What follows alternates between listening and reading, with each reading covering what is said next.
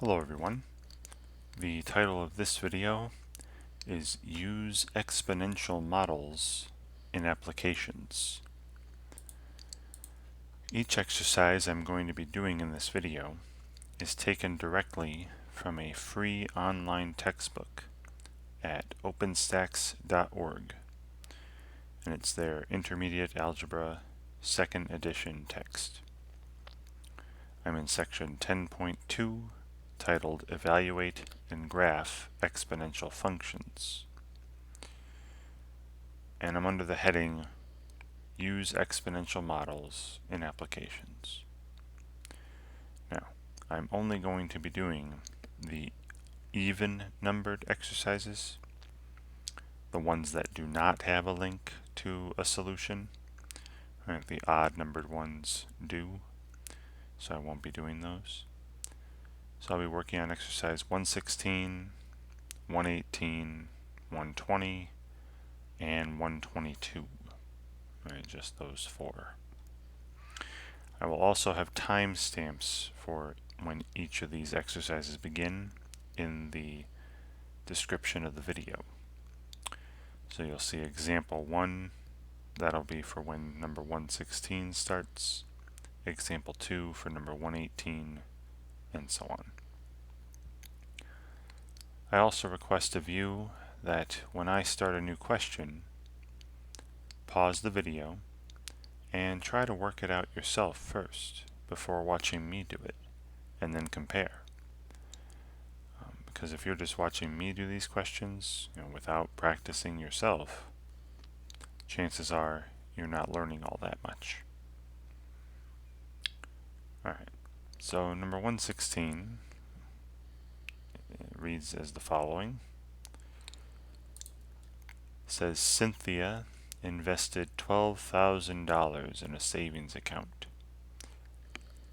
If the interest rate is 6%, how much will be in the account in 10 years by each method of compounding? Alright, so this is a question about the growth of money and compound interest. So I'm not going to be developing the formula in this video. That's not the point of this. Alright, I'm just going to show you the compound interest formulas, explain what all the variables mean, and then use the information from the problem to answer their question. Alright, so before I get into actually answering the question here, let me pull up, I have a piece of paper, and it says number 1, exercise 116. I just want to show you the model we're going to be using here, right? The compound interest model.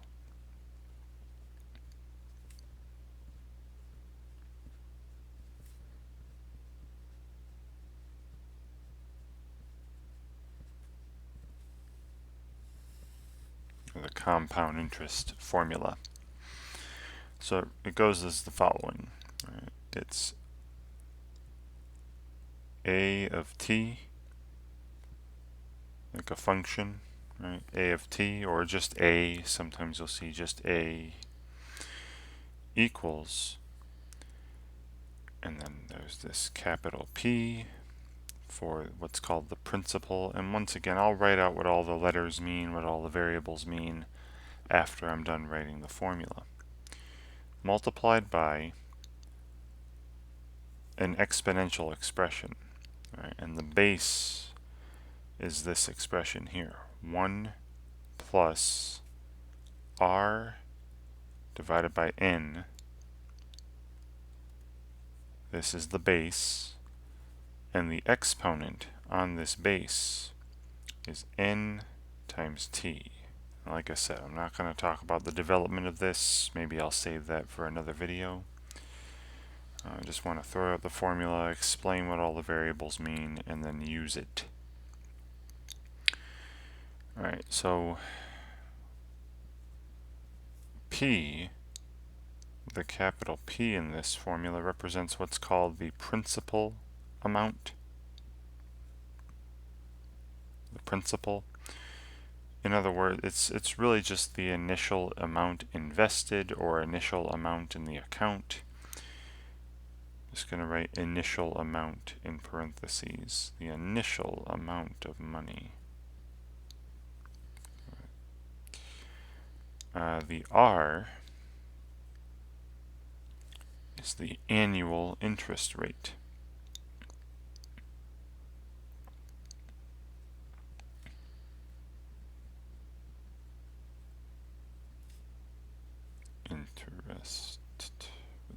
Interest rate. Alright. And this is usually given as a percentage, but you don't write the percent, you change it to a decimal. Right? So for example, in this problem, we're told the interest rate is 6%. I'm not going to use 6. I'm going to use 6%, which would be 0.06. Remember that percent means divided by 100.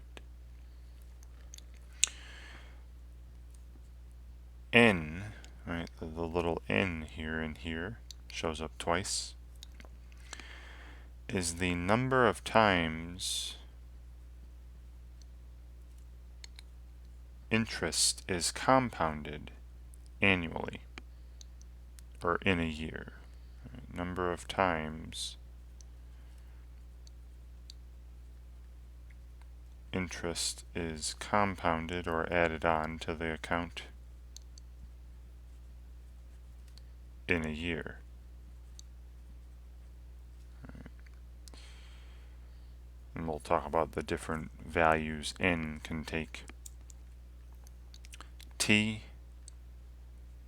represents the amount of time that has passed, and for all the money problems, compound interest problems, this will be in years, right?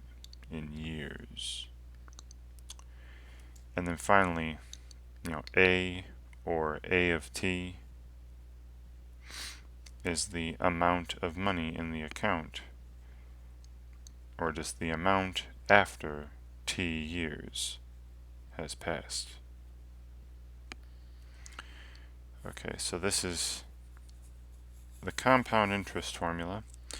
When you're compounding interest, adding interest onto an amount n times a year, right? A finite number of times. Right, now pulling that problem back up, right, and I got it here so you can see my paper and the problem, right, number 116.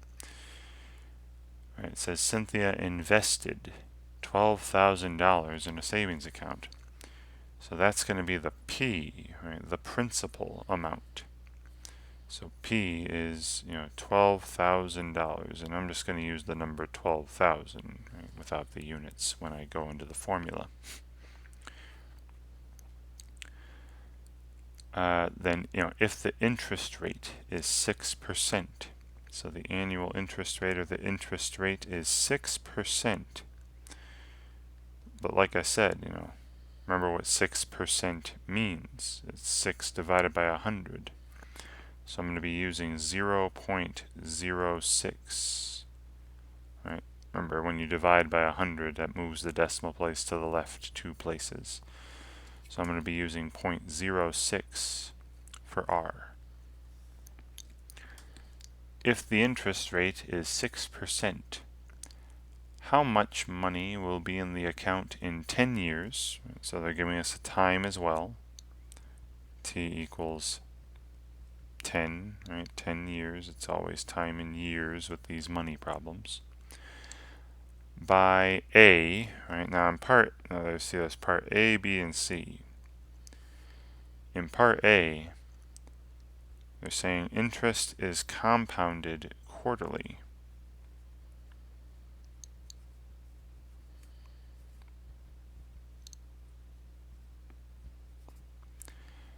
All right.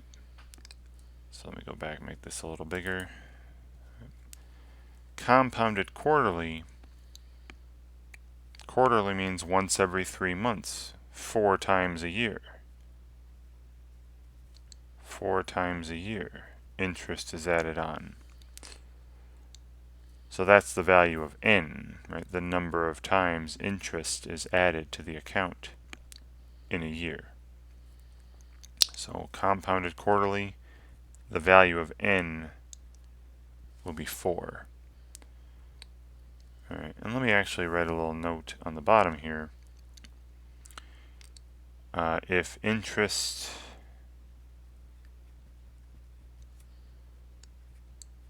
is compounded, annually, that means once a year, n equals 1. Semi-annually means twice a year, the value of n will be 2. We already saw quarterly, that's 4 times a year, right? N will be 4. And monthly, right? That's 12 times a year, right? There's 12 months. N will be 12. You might say weekly. There are 52 weeks in a year, right? N equals 52. And then I think the largest you'll see until we get to continuously will be daily, compounded daily interest. And we'll just use the standard year, not a leap year, n equals 365 in that case. All right, so another thing to keep in mind when working on compound interest questions like this. All right, so now you see I have been given P, R, T, and N. P, R, T, and N. All I need to find now is A, right? The amount. So the amount of money in this account after 10 years, right? Just replacing T with 10. Right? The amount of money in this account after 10 years will be the following, right? 12,000, right? The principal, times the quantity 1 plus 0.06 divided by 4, right? That's the R divided by N. And then all of this raised to the n times t power, right? 4 times 10 power, or the 40th power, which I'm going to round to the nearest cent, right? This is money. And I'm going to enter this as it looks in a calculator. All right, so I pull up a calculator and got the principal, $12,000, times the quantity 1 plus the interest rate 0.06 divided by how many times a year interest is compounded, right? Divided by 4. Close the parentheses, raised to the 40th power, right? N times t, 4 times 10. And so we're seeing that if interest were compounded quarterly, right? If this interest rate was broken up into 4 pieces and, interest was added 4 times a year to this account, after 10 years, the account would be worth $21,768.22, right? If I'm rounding to the nearest cent. All right, so that's the result, my answer to part A. Okay. Now, part B, right, same problem. Okay, same problem. But part B is, compounded monthly. So it's all the same information. But now we're at, part B. The interest, instead of the interest rate being broken up, into 4 parts, it's broken up into 12 parts, and then interest is added once every month. Right, compounded monthly, which, as I said earlier, that means n equals 12 here, right? So it's the same formula, right? Same formula. I have all the same information, but I'm replacing n with 12.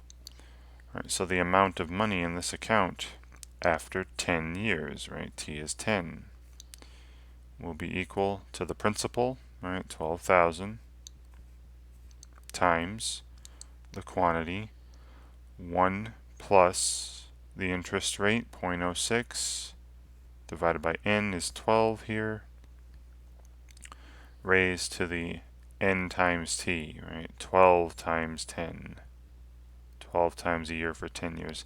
So that's going to be the 120th power. And once again, let me pull up a calculator and enter that as is, right? So really all I'm going to be changing, so I'm going to enter the same entry, but just change a few things, right? You know, this, it's 12,000 times the quantity, 1 plus 0.06, but divided by 12 instead of 4. Close the parentheses, and then move up to the power, and now the power is 12 times 10 instead of 4 times 10, so it's the 120th power. And look, you know, we have the same principal, the same interest rate, the same number of years, 10 years had passed. All we changed was how many times interest was added to the account. You know, how many pieces was the interest rate broken up into. And you see, the more pieces you break it up into, the more times you add interest, the more money is earned via interest. Right? See, this account after 10 years would be worth approximately $21,832, and nearest cent would be 76 cents.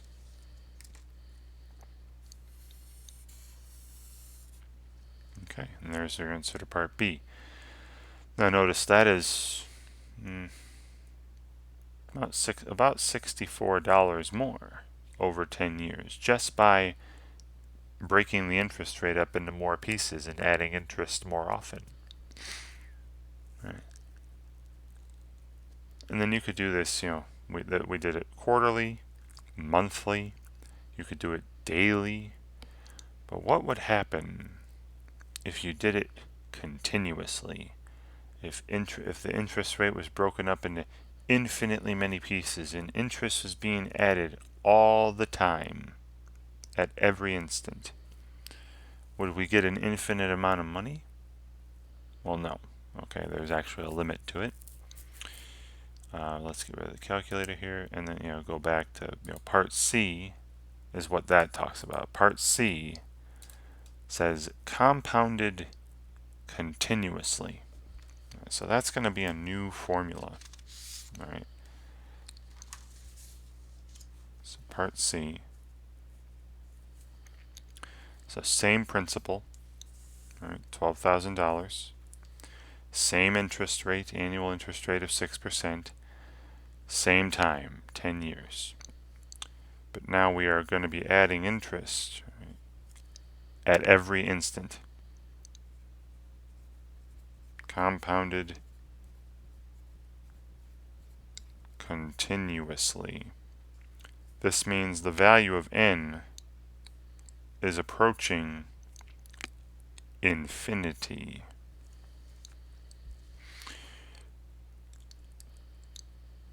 So if you were to put in n equals 100, 1,000, 10,000, a million, a billion, a trillion, quadrillion, a Googleplex, whatever, the larger and larger you make n, the closer and closer this a of t, this amount will get to the following. And here's a new formula for you. Right, that doesn't involve n, right? Because you can't plug in infinity. Infinity is not a number. But if you were to plug in higher and higher values of n, this expression would get closer to the following. Right, the amount in the account after t years, when compounding continuously, would be equal to the principal amount times, and then here's the number e. Remember this, right? E raised to the r times t power, where r is the interest rate, T is the time in years, and remember, E is about 2.7 something. It was 2.718, right? So this is another huge thing, another formula that we're going to be using. All right. Yeah, so for part C, the amount in the account after 10 years is going to be 12,000, right, the principal amount, times E to the R, right, 0.06, times T, right, times 10 power, 0.06 times 10. Right, and that's, if you multiply by 10, that just moved the decimal place to the right one. That's just 0.6, right? So let me put that in my calculator, see what we get. Just pulling the calculator back up, got 12,000 times, and then E, you can put it as above this ln button, E to the 0.6 power, right? That's 0.06 times 10. Look at this. Still more money, but this is as much as you could possibly get. All right, when you have a principal of 12,000, an annual interest rate of 6%, and 10 years have passed. This is the maximum amount you can squeeze out by just changing the amount of times you add interest. All right, so the amount in the account after 10 years when compounding continuously is approximately $21,865, and the nearest cent would be 43, right? 43 cents, 0.43. And there we go. All right, but please understand the difference, though, right, between compounding a finite number of times. Right, when you're compounding interest a finite number of times, n equals 1, n equals 2, n equals 4, n equals 365, right, whatever, you're using this top formula. And when you're compounding interest continuously, n is approaching infinity, you're using this bottom formula. A of t equals principal times e to the RT power. So please understand the difference. Okay? All right, great. Now the next question.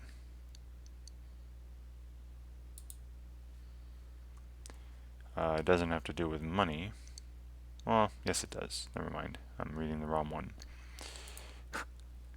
So next question is exercise 118.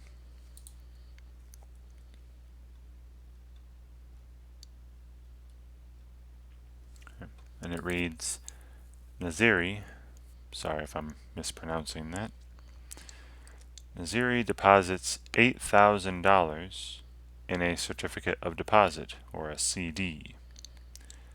The annual interest rate is 6%, and the interest will be compounded quarterly.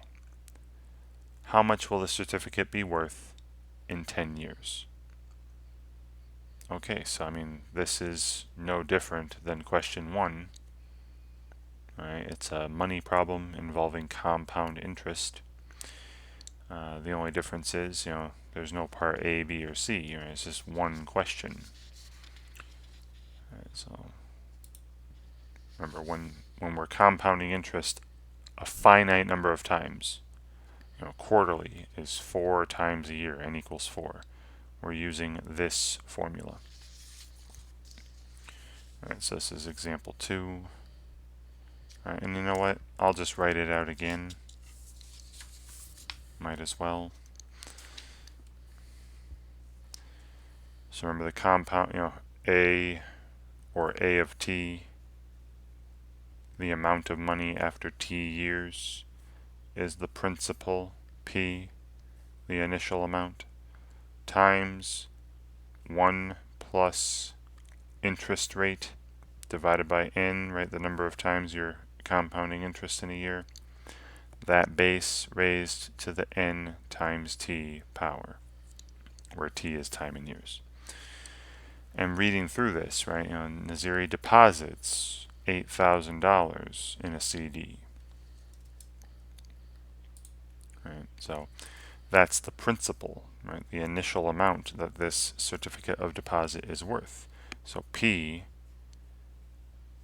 is 8,000, right? $8,000. The annual interest rate is 6%, as in question 1, right? So R is again 6%, which, like I did in question 1, you're not using 6. 6% is 0.06, right? 0.06. That's what you should be using for R. And the interest will be compounded quarterly. Right, so n equals 4 again, right, because they stated that interest was compounded quarterly. And how much will the certificate be worth in 10 years? Right, so the time given is again 10 years. All right, so I've got enough information to figure this amount out, right? The amount that this CD is worth after 10 years, right? A of 10, or just A, is equal to the principal, 8,000, times the quantity 1 plus the interest rate, 0.06, divided by 4, right? To the 40th power again, right? To the 4 times 10, right? The NT power, right? NT, 4 times 10. And again, I'll just enter this in a calculator as it looks. So we got 8,000 times the quantity 1 plus 0.06 divided by 4. And all that, that 1 plus 0.06 to the 4th raised to the 4 times 10 power, which is just the 40th power. Alright, so after 10 years, this certificate of deposit will be worth $14,512, and the nearest cent would be 15 cents, if I round to the nearest hundredth. And that's it. That is all we are asked to do here for number 2, exercise 118. All right, wonderful. All right, so next question. Exercise 120. All right, so now 120 and 122 deal with just exponential growth or exponential decay, which will involve a model that's very similar to the compound interest formula when you were compounding continuously, right? That P times E to the RT. The model we're going to be using for 120 and 122 is very similar to that, you'll see.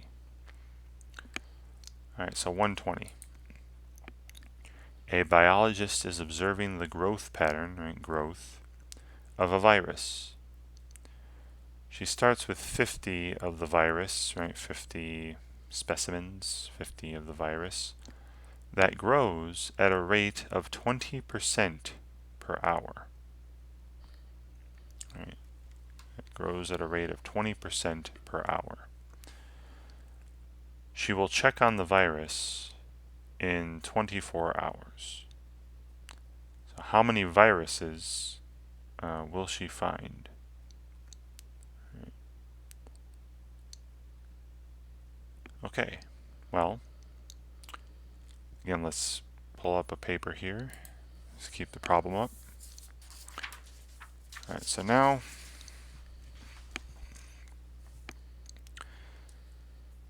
we're using the following models, right? The exponential growth and decay model.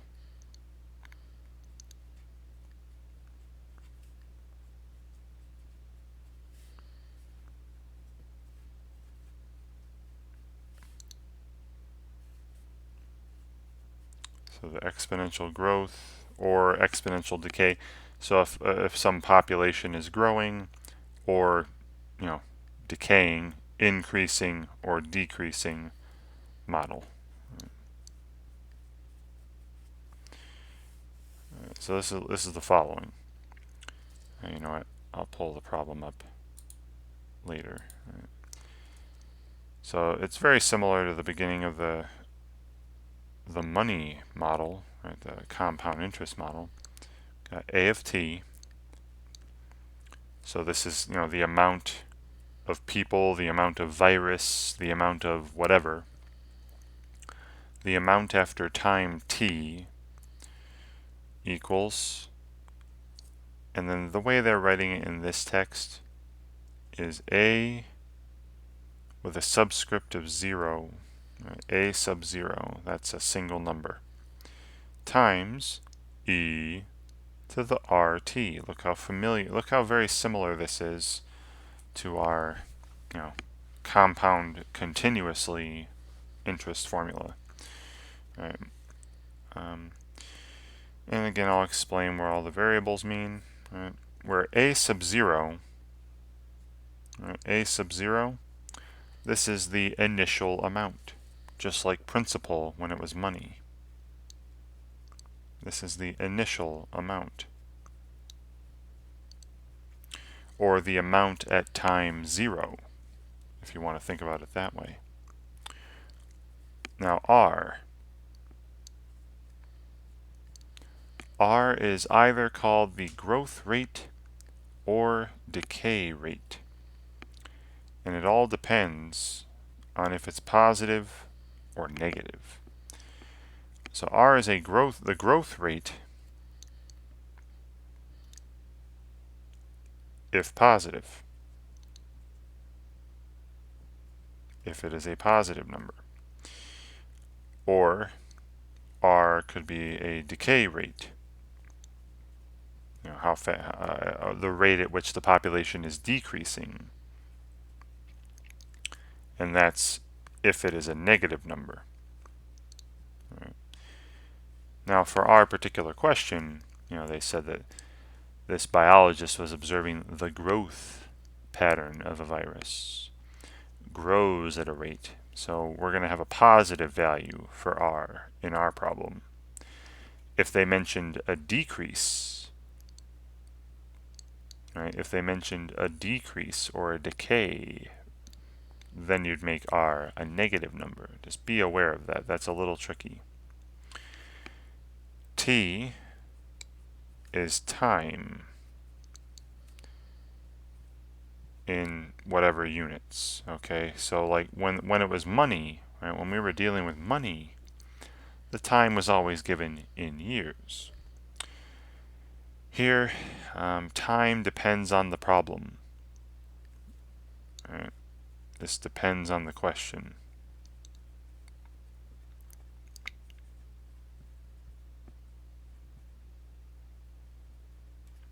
Because in our question here, time is given in hours, so t will be in hours.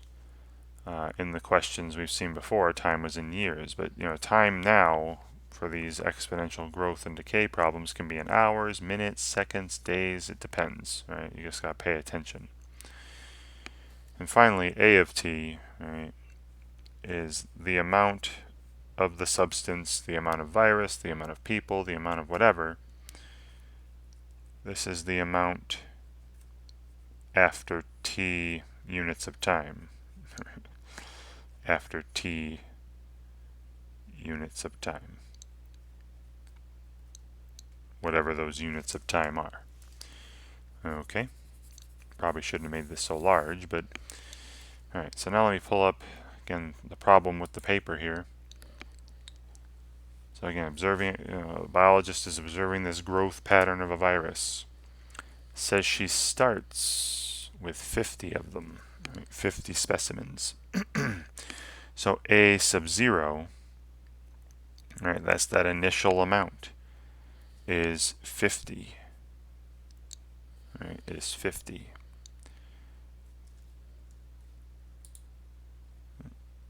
I don't know why I accidentally clicked the search. Grows at a rate of 20% per hour. Now again, just like percentages earlier in the video, don't write 20. Right? The growth rate. Now notice, it did say growth. Right? We're talking growth, meaning the value of R is positive. Right? If they said decay or decrease, then the value of R you would make negative. But it's 20%, per hour. But again, I'm not going to use 20%. I'm going to use 0.2. Right, 0.2. All right. Then,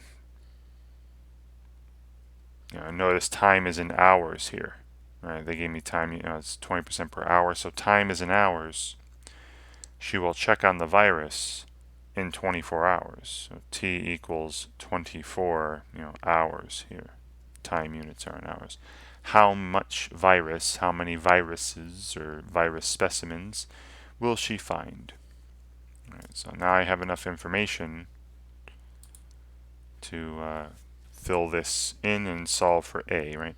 The amount of virus that she'll see in 24 hours, right? So A of 24, right? Just replacing T with 24, is the initial amount, A sub 0 is 50, times E, right, to the RT power, to the 0.2 times 24 power. Sorry about the clutter there.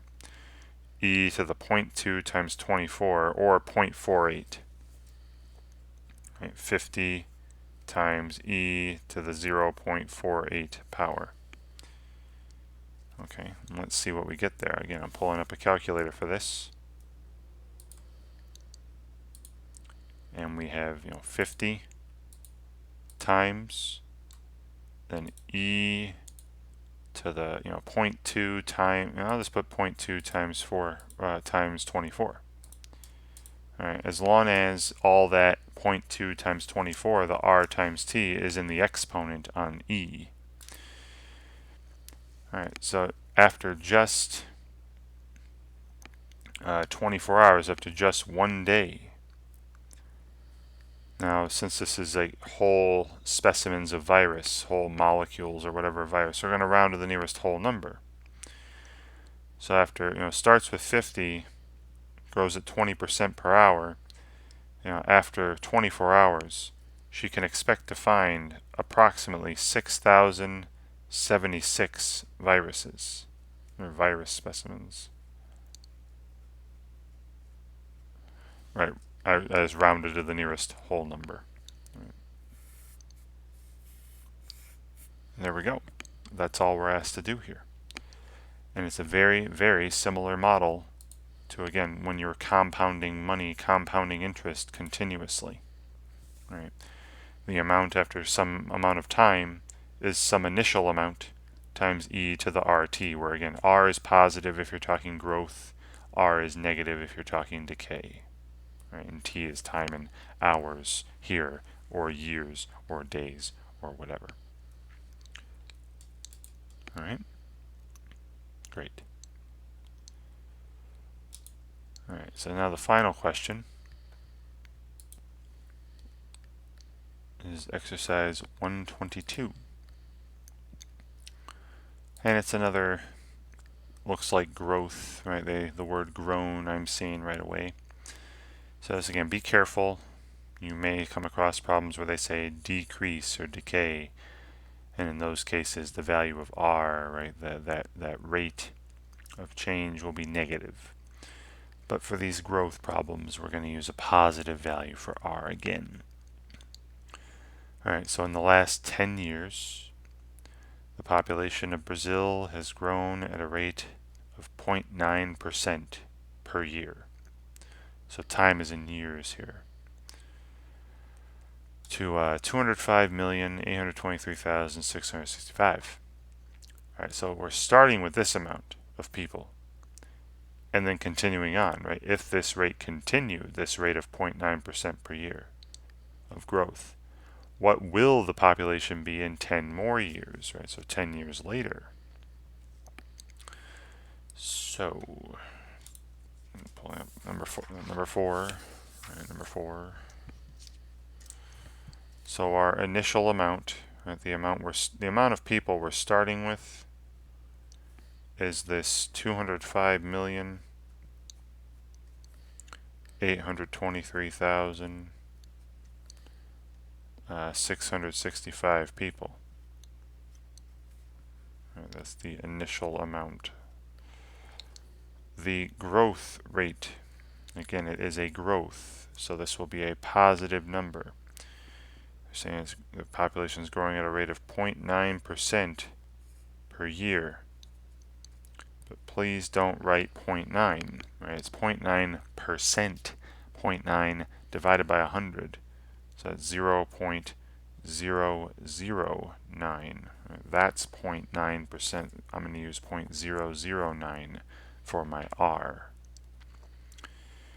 And they're saying, starting with this population, if this rate were to continue, what would be the population, estimated population in 10 years? So t equals 10. And again, the model, the amount after t time units is equal to the initial amount, A0, times e to the RT power. And I have enough information to answer their question. So the amount of people they'd expect, the amount of people that we'd predict after 10 years in Brazil here, would be equal to the initial amount, right? 205, the amount we're starting with here, 205,823,665 times e to the 0.009, right? The 9.9% times t. Right, and that'll just make it 0.09, right? And we're going to round this, of course, to the nearest whole number, because this is talking about people. You're not going to have a fraction of a person. Alright, so I pull up a calculator, and we'll enter this in. So we have 205,823,665 times e to the 0.09, right? It's 0.009 times 10, so just 0.09.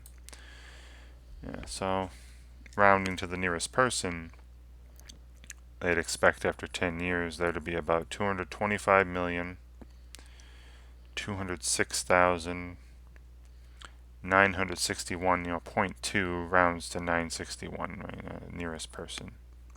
And this is people. That's how many they could predict if that growth rate were to continue. Right? They'd have this many people in the country after 10 years, approximately. Wonderful. Right. Same model.